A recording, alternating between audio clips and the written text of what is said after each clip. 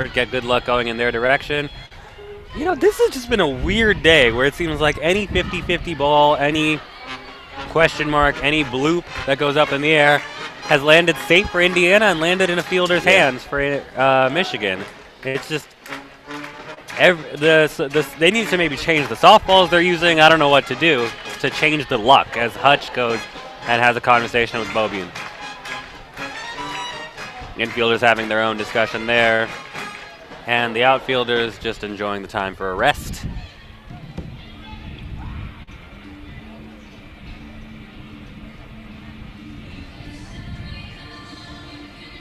It's gotten darker and darker all day. There is supposed to be rain in the evening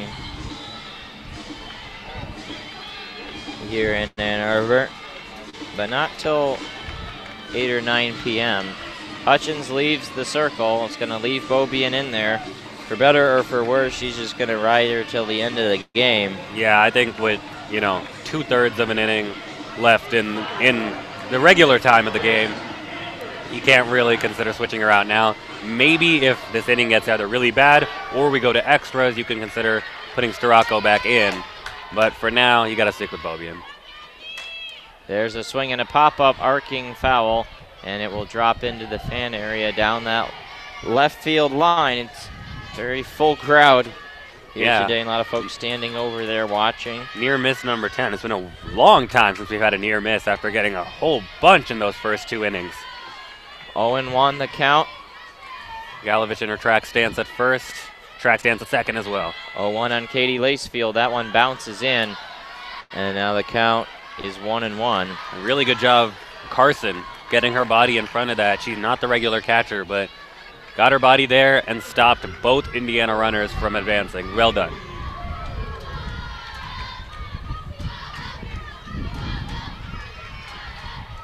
One and one on Lacefield. Beaubien sets. Here's the pitch. Down in the zone. And picking it up is Carson there out of the dirt. 2-1. Interesting play that was about to happen there. It looked like they were going to throw to third, except Uden was ducking out of the way, and Rodriguez was going to be the one going to third to try and get the runner if she tried to go for it. 2-1 offering is a called strike. 2-2.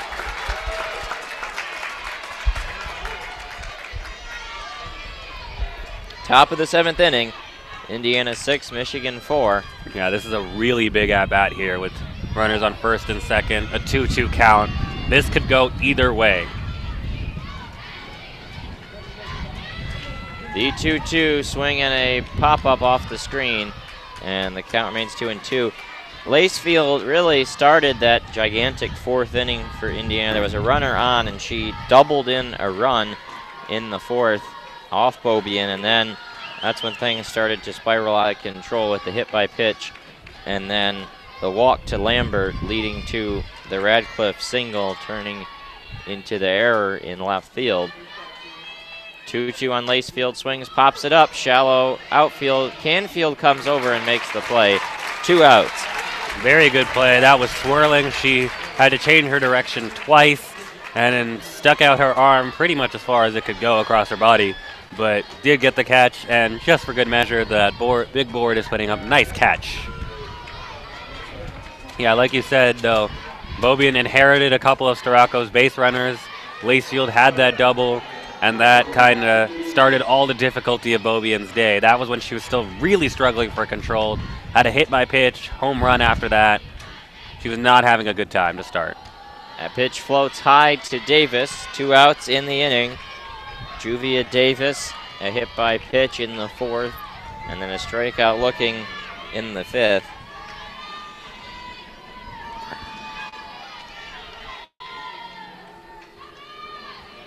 One and out. Beaubien sets, lays down a bunt, and it's going to go foul down the first base side. Questionable bunt decision with 2 outs on the board. You don't see it very often. Yeah. But I guess Davis trusts her wheels. She thought if she got that good enough, she could have snuck home to first and maybe gotten the bases loaded.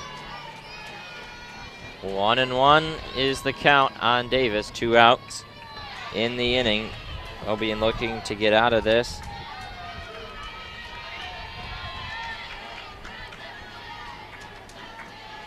1-1 pitch, swing and a foul. Back onto the concourse, bouncing off the Shepherd Softball Center behind us. Count 1-2. Beaubien 1 strike away from sitting Davis down and getting through another scoreless frame. She's held Indiana off the board each of the preceding 2 innings, trying to give Michigan's offense one more chance. 1-2 pitch, swing and a miss. Strike 3, and Beaubien sits her down. Going to the bottom of the 7th, last call for Michigan. They need 2 runs in the bottom of the inning to keep this game alive. Yep, clip number 10, I believe, is going to go on there. And it's funny because I would have called the pitch before that near miss number 11, except there was literally nobody there. So I guess we'll stick with 10 near misses and 10 strikeouts on the day, as Michigan going into the bottom of what could very well be the final inning of the game. They'll have 3 outs and a 2-run deficit to work around. Be Rodriguez, Canfield, and Peters, 9-1-2 with Blair in the hole to come up to bat. That's pretty much what the best you can hope for. You got someone with a lot of speed to start and then the top of the order to follow. And, you know, the top of the order got into Gooden in the first. Now it's the 7th. It's a little bit later. Can they get into her again? Finally get her off a rhythm after she's put up 3 straight zeros. And I'll give her half a 0 for when she came in for relief for Trainer in that 3rd inning. Crowd over here trying, and the alumni band, who've been fantastic all day, trying to get the team, you know, hyped up a little bit. Hutch having a few discussions, talking to Rodriguez right now prior to her at-bat. The Indiana infield doing practice drills. The outfield just having a fun, friendly conversation in the 70-degree weather. So here we go. Bottom of the 7th. Undefeated streak in the Big Ten on the line. Michigan entered the game at 8-0 in the conference.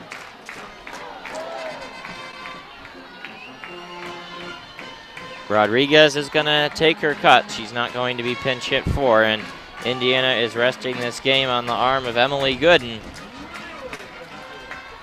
Yeah, Hutch and Rodriguez, a long conversation right before Rodriguez went out to bat. And the Indiana infielders seem to know about the speed. They're playing very in. She shows bunt, pulls it back, and the ball's in the dirt. Both Baez and Lacefield at 1st and 3rd are drawn well in on the line. Yeah, she showed bunt. I don't think a bunt's going to work on this at bat because even the shortstop and second baseman are more in than they've been all day. 1-0 on Rodriguez. She takes that pitch high and out of the zone. 2-0 the count on Natalia Rodriguez. Rodriguez has a hitter count, and Hutchins giving her a little bit of advice in between every single pitch. This is when you love to have a coach like Coach Hutch. 2-0 the count. Takes strike 1 there. Right down the middle. And some rally caps coming over here in this crowd. 2-1 on Rodriguez. The outfielders drawn in. That pitch showed bunt, lays it down. It goes foul. Now the count goes 2-2. Yeah, infield is in, outfield is in. I don't think a bunt is going to work out, but she still tried it there. Yeah, I mean, it's worth a shot, I guess. Yeah, she's never known to have been a power hitter, so I don't know if she has the confidence to get it over the outfield. Here comes the 2-2. Just low. Woo! The Indiana faithful thought that was strike 3. Yeah, they were up and ready to celebrate. And the Indiana coach is yelling at someone. I'm assuming it's going to be the home plate umpire. Yeah. So the count 3-2. Can Rodriguez draw a leadoff walk? The 3-2 swing and pops it up. Arcing foul. Is there room? It goes into the dugout of Indiana, just out of the glove of Lacefield. This is a dramatic at-bat to lead off the bottom of the 7th. Yeah, I didn't realize how close that was. I thought that was going to go straight into the net. Instead, it stayed pretty much in and only just landed in the dugout. 3-2 the count on Rodriguez. Gooden gets ready again. Here comes the pitch. Rodriguez taps it into center field. Coming over and making the play is Lambert for 1 out. That actually went way further than I was expecting. It almost felt like a half swing at it, kind of almost a check swing as she stopped. Didn't follow through with it, but made it all the way out to the center fielder, who was granted playing a little in, but it's still out number 1 in the end. So here's Faith Canfield. She stares in there and gets ready to take the first pitch from Gooden. She taps it foul. She's 0 for 6 on the weekend against Emily Gooden. Just really has not been able to hit her well. Yeah, there is action in the Indiana bullpen. I highly doubt we'll see any change in pitch unless this game gets much closer. 0-1 coming to Canfield. She swings. Oh, that's a big swing. Back, track, wall, goodbye! Gone! Wow! Canfield clobbers a home run, and Michigan is 1 run away with 2 more chances in the 7th. And we've seen this quite a bit. Every time they're rounding third on a home run, Hutch tosses her something. Lucas thought it was candy yesterday. It very well might be. It's M&M's. Oh, there we go. Everyone's favorite kind of chocolate, and if it's not, I apologize, but it's mine. So, absolutely wonderful. I talk about the pretty hit a lot. That was pretty off the bat. No doubter for her 5th home run of the season. Now it brings Peters to the plate. She's 1 for 2 on the day with a walk. There is some energy back in this stadium, big time. Tying runs are at the plate from here on out in a 1-run game. Michigan 6, Indiana 5. Peters takes that pitch high. And the dugout getting into it, screaming on every pitch, it seems like. Natalie Peters with Lexi Blair on play on the deck. Both will have opportunities with only 1 out in the bottom of the 7th. Peters swings, pops that one up, arcing. It's going to drop in. It's going to roll over. And Peters goes into second, and Michigan's got a double here in the bottom of the 7th. This crowd is going wild. We talked about the Michigan luck, how bad it's been all day. Yeah. What a time for the luck to turn. It's a blooper that drops right in between where the shortstop was running back and the left fielder was running in. And just for good measure, it had this wicked spin on it that after it landed, spun away from the shortstop and allowed Peters to get to second. So Peters stands on second. Lexi Blair at the plate. A single from Blair could well tie this game. As long as it leaves the infield would be my guess. 2 good contacts from the last 2 hitters, a Canfield home run and a Peters double there. The bench firing up this capacity crowd at Alumni Field. Even Hutch got into it. You don't see that, but Hutch said, "Come on, crowd," and the crowd said, "Absolutely, we will listen to you, Hutch." As the Indiana team comes in for a meeting, Indiana coach, I don't know if anyone noticed, had some words for the home plate umpire on her way to the mound. This is a crowd that is fired up. They want to see the game tied. 6 runs on 10 hits for Indiana, 5 runs on 9 hits for Michigan. They'll probably need a 10th to extend this game a little longer. Boy, that's as close as it gets right there.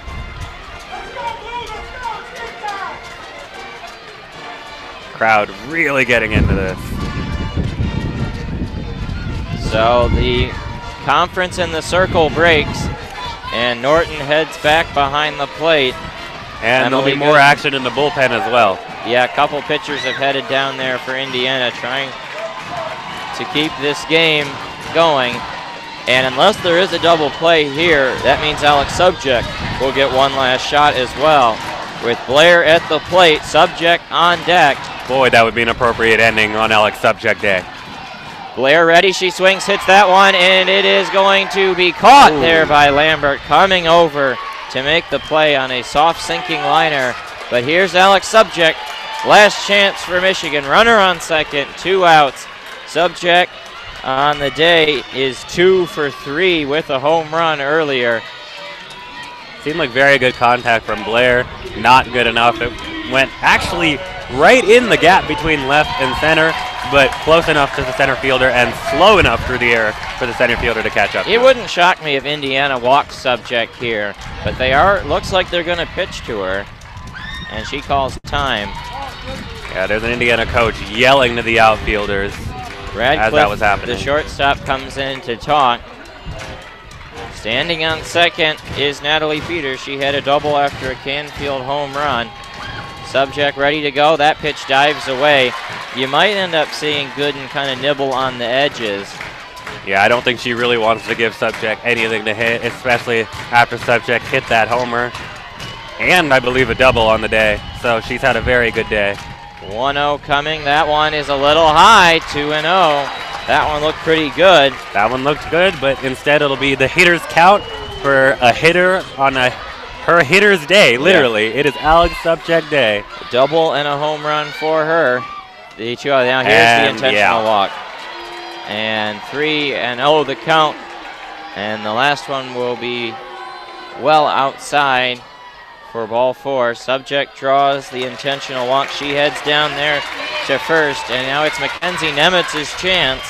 Nemitz herself is 2 for 3 on the day. The Michigan faithful didn't like that intentional walk, especially ball 3. They were very upset. They wanted to see Subject hit one out of here, end this game in style. Instead, it will be an intentional walk, and it'll be Nemitz with her chance for the glory. The one thing it does do is it puts the winning run on first base. Tying run standing there at second. Now with 2 outs, Peters will be going on contact. If this gets through the infield, the game is probably tied. Nemitz stares in there at Gooden, gets ready to go. First pitch rises out of the zone, 1-0.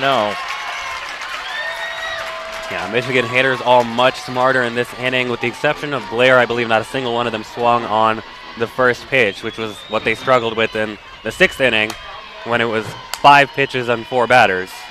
1-0 to Nemitz. She swings, pops that one up, arcing foul into the fan area down there. Caught out of the air, it looked like. No, dropped eventually. No. So it'll go down as near miss number 11. 1-1 on Nemitz. She has a triple and a single. The first time up against Gooden, it was just a little blooper that dropped in right field. Home plate umpires clears off the dish. Nemitz, the lefty hitter against the righty Gooden. Looks in at Gooden. Down there at second is Peters. At first is Subject. Here's the pitch, swinging a pop-up, but that's going to get out of play and bouncing around off some Indiana fans. And Michigan now down to the final strike. Near miss number 12. On that one, Nemitz, that went straight in the air. She's going to need a little bit more distance on that. Nemitz behind in the count, 1-2. We'll see if she can make contact here. The 1-2 pitch in the dirt. Great save there by Norton to block it, and now the count is 2-2. Nemitz hasn't been in a ton of these situations over her Michigan career, but the game on the line. Runner on second. Peters, runner on first. Subject. Gooden puts the ball in the glove. The 2-2 pitch down in the zone. Now the count runs full, 3-2. Abby Skvars has moved into the on-deck circle for Maddie Uden. So, wow, this is the height of the drama. Yeah. Bottom of the 7th, 2 outs. Runners on first and second. Down 1, full count. 3-2 pitch on Nemitz. Here it is. She swings, hits that one. It's going to be in the queue. Subject headed to third. He's going to stay home. They can't pick it up. Oh, my God. She will score. Michigan wins. Michigan wins. Michigan wins. Oh, my God. Mackenzie Nemitz does it with a double. And Michigan wins. I can't believe it. Unbelievable. The 10th and final hit of the game is the one that matters. A 3-run rally in the bottom of the 7th. Grace Shellerman jumping around. She can't believe it either. Oh, my God. Everyone wants to hug Nemitz. I want to hug her, too. This is amazing. Mackenzie Nemitz on a full count pitch deposits it into the right center gap. A little trouble between Lambert and Jenkins picking that one up. And Subject was waved home anyway. I think she scores regardless of the bobble. Yeah, for sure. But then that just kind of sealed it. Yep. It went to the right fielder. She couldn't get a good handle.